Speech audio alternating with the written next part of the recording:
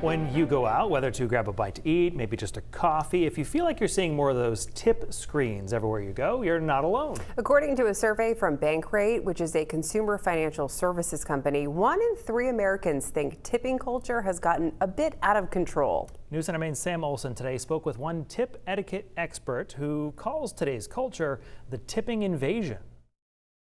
Every establishment seems to flip the screen and ask you for the tip. I think I've learned to expect it, so it's kind of like, oh, I'm always ready to pay a tip. And some of them, when you're just getting a drink from the store, seems silly to be tipping for that. Today's tipping culture in America has led many people to wonder the same thing.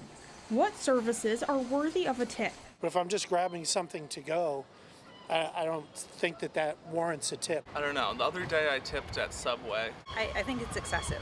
Today I spoke with one etiquette expert who says there are some situations where you should tip, and times it's okay to say no. When grabbing a bite to eat at a sit-down restaurant, his rule of thumb is to tip 20%. He says those servers are working for what's called a tipped minimum wage, $6.90 an hour.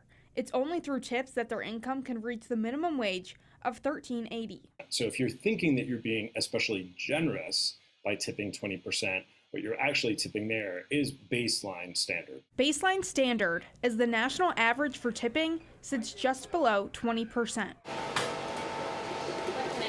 But if you've just bought a sandwich or coffee from a counter service worker, he says you're not mandated to leave any sort of gratuity, as they are already paid the minimum wage. One coffee shop owner in downtown Portland says about 3/4 of its customers leave a tip. If it's simply someone's scanning a barcode and handing you a bag of potato chips or a bottled water, and you then see a 25 or 30% tip screen pop up, I recommend you hit no tip, unless you really feel that in that instance the employee gave you above and beyond service. And if you're the type of person who likes to order in instead, Mr. Manners says you should tip your drivers no less than 10 to 15% of the total bill.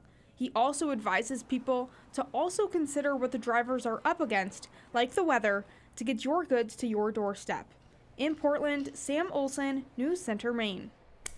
And Mr. Manners says if you ever feel guilty when that tip screen pops up, he recommends paying cash, which will completely eliminate the tipping prompt. Hadn't thought of that part, because there is pressure when they flip the screen Yes. around. I think that's what it's all about. true. I think it's a social pressure. It's a It's social hard push. Right. when someone is looking you in the face to You're like, nah, I'm not going to interact. to be like, nope, and turn it around.